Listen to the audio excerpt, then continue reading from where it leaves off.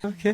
A few moments later. Assalamualaikum warahmatullahi wabarakatuh. Perkenalkan, nama saya Faiz Fareza dengan NIM 30124070.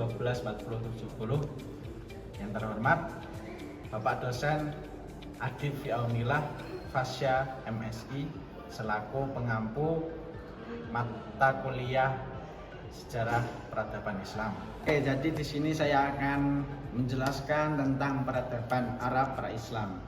Jadi sebelum Islam datang, masyarakat Arab itu sering disebut oleh bangsa atau masyarakat jahiliyah atau zaman kebodohan atau kekosongan. Dan masyarakat Arab juga mempunyai kebiasaan buruk seperti menyembah berhala, kemudian menyembah api dan melakukan maksiat yang lainnya. Namun setelah Nabi Muhammad SAW datang dan membawa kabar baik untuk masyarakat Arab, disitulah muncul masa periode Mekah dan Madinah. Nah, jadi pada periode Mekah dan Madinah, Nabi Muhammad SAW berdakwah selama 13 tahun, itu secara sembunyi-sembunyi dan terang-terangan. Kemudian berdakwah di Madinah itu selama 10 tahun. Dan pada masa berdakwah di Mekah itu ditandai dengan tantangan. Kalau di Madinah itu ditandai dengan masa kejayaan Islam yang berpengaruh. Setelah Nabi Muhammad SAW wafat, diangkatlah Abu Bakar menjadi khalifah pertama Islam. Beliau menjabat selama 2 tahun. Beliau juga salah satu pemeluk Islam, makanya disebutkan As-Sabiqunal Awwalun. Beliau juga diberi gelar As-Siddiq, yang berarti membenarkan peristiwa-peristiwa Rasulullah, atau yang pertama kali membenarkan peristiwa-peristiwa Rasulullah. Setelah Abu Bakar wafat, muncullah perundingan siapa yang akan menggantikan khalifah Islam selanjutnya, dan terpilihlah Umar bin Khattab sebagai khalifah kedua yang menggantikan Abu Bakar.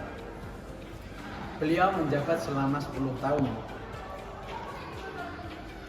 Terpilihnya beliau juga itu disebabkan ditunjuk langsung oleh Abu Bakar dengan persetujuan sahabat lainnya.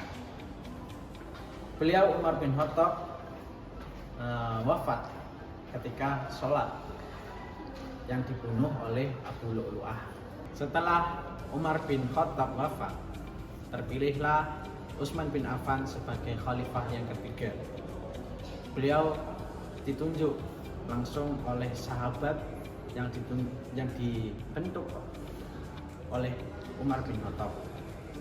Beliau Utsman bin Affan menjabat selama 12 tahun. Kemudian beliau wafat karena dibunuh. Setelah wafat, muncullah perundingan antara sahabat-sahabat untuk membahas siapa pengganti khalifah selanjutnya. Setelah perundingan tadi, terpilihlah Ali bin Abi Thalib sebagai khalifah yang keempat atau yang terakhir. Beliau menjabat selama 5 tahun. Beliau juga dipilih langsung oleh masyarakat Islam dan beliau dibaiat di Masjid Madinah pada tahun 655 Masehi. Pada masa kekhalifahan Ali bin Abi Thalib, bisa kita sebutkan pada saat itu adalah masa-masa berat atau masa-masa sulit. Akan tetapi Ali bin Abi Thalib berhasil menyebarkan Islam dibandingkan khalifah sebelum-sebelumnya. Ali bin Abi Thalib wafat ketika diterkam sholat oleh Ibnu Muljam. Oke, jadi setelah Ali terbunuh, muncullah sebuah kerajaan pertama di Islam, yaitu dinasti Umayyah. Dinasti Umayyah didirikan oleh Muawiyah bin Abi Sufyan. Dinasti Umayyah berdiri pada tahun 40 Hijriah. Pada masa peradaban Islam tersebut, Dinasti Umayyah mempunyai beberapa kemajuan seperti di bidang militer dan ilmu pengetahuan.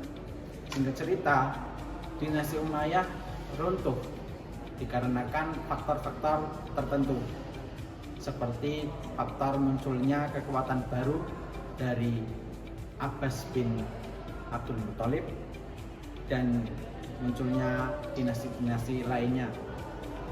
Munculnya dinasti Umayyah, muncullah kerajaan Islam yang kedua, yaitu dinasti Abbasiyah.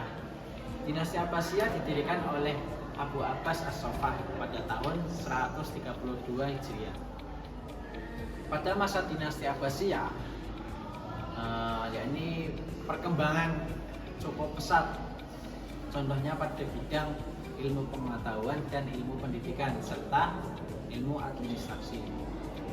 Pada masa dinasti Abbasiyah juga bisa dikatakan sebagai masa the golden age of Islam. Singkat cerita, hancurnya dinasti Abbasiyah itu setelah Baghdad runtuh yang dipimpin oleh Hulagukan dari bangsa Mongol. Sekian dari saya. Apabila ada kesalahan, saya mohon maaf. Nun wal qalam mimma yaskurun. Bila itu hak. Wassalamualaikum warahmatullahi wabarakatuh.